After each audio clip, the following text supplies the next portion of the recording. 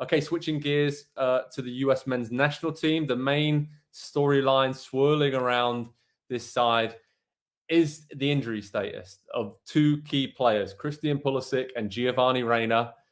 They're both struggling, lads. They both probably aren't going to play against Mexico and Jamaica in the World Cup qualifiers next month in November. We say next month, it's in less than 2 weeks' time, that international window. So it's coming up really quick.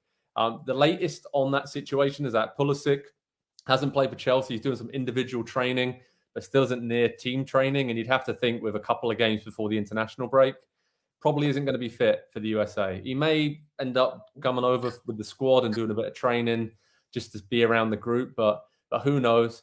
Gio Reyna has been spotted in Austin, Texas with his dad, Claudio. So he's clearly come over to see some kind of, the reports out there, he's come to see a specialist about his injury and is away from Borussia Dortmund and away from first team action. So that's not looking great either. So Andy, with all of that in mind, how big of a blow is that for the US men's national team? Because to me, that's their two most talented creative players out for their biggest game of World Cup qualifying. Yeah, I told you guys they wouldn't start in November, didn't I? And you thought I was crazy. I didn't think it would be like this. I thought they would be back and they would be available. They would be in the mix. They would be eased back in. They could make an impact coming off of the bench in those two really, really difficult games that the U.S. has coming up in November. And it's just not the case. These injuries have lingered and lingered and lingered and effectively have cost these two, as you say, Joe, the two most influential, important, creative attacking players that the U.S. men's national team has. It's cost them the first half of World Cup qualifying. They might get to play in half the games in the second half of the qualification period. So it definitely puts the U.S. men behind the eight ball just a little bit, especially playing against Mexico. The fact that it's at home, I think, makes it a little bit easier. But the quality of opponent there, it is no higher in CONCACAF than that. So it's going to be a little bit more of the workmanlike performance that we saw in October from this team, where you don't have your two best attackers. You maybe still don't have a current situation at center forward that you feel completely confident about right now. And so you're piecing things together just a little bit. And so that makes me worry a little bit coming up against Mexico and Jamaica and these two, because those two I think, have the highest ceiling of any other team in CONCACAF right now. And to have to face them at that point without those two players is difficult, but I think it's a great challenge. This is a young team that's still growing, and whether or not they have their best players there, they're not always going to, by the way.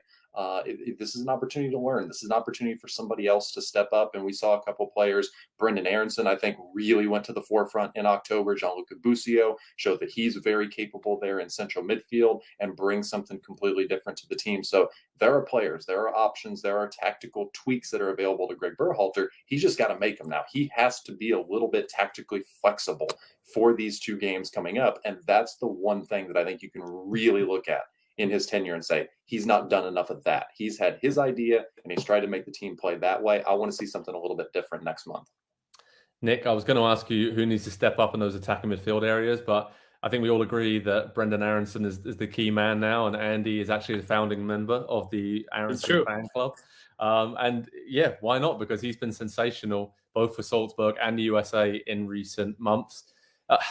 Is it okay then, him just taking on the mantle of Pulisic or Reyna, or does, as Andy said, Greg Berhalter need to be more flexible and kind of dominate the midfield area with McKennie, Adams, and someone else, and do something a little bit different, especially against Mexico? Because this, to me, is, I think, going to be the difference between who finishes first and second in qualifying. Doesn't really matter, but if you're big on rankings and where you're going to sit in the FIFA World Rankings and how that helps you get a better draw for the World Cup, then it is kind of a big deal, right, to beat Mexico? Yeah, I think so. I think you have to get CONCACAF-y.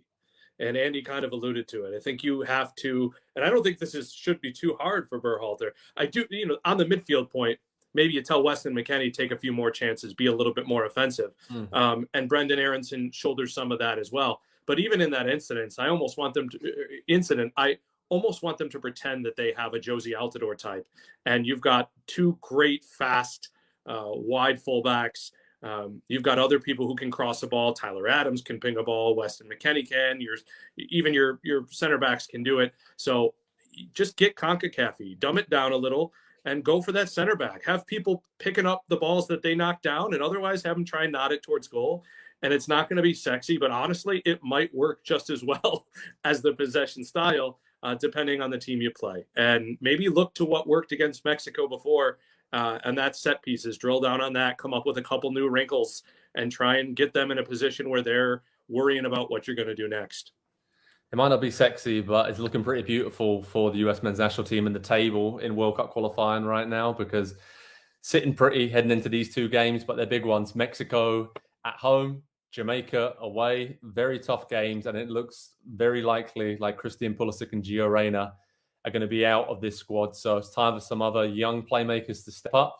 They have done so far. Let's see if they can do it again as we approach the halfway point of World Cup qualifying in the CONCACAF region. And of course, Pro Soccer Talk will keep you updated with all the latest news on World Cup qualifying across the world, with schedules, news, and a particular focus on the US men's national team, because of course that's close to all of our hearts here at PST.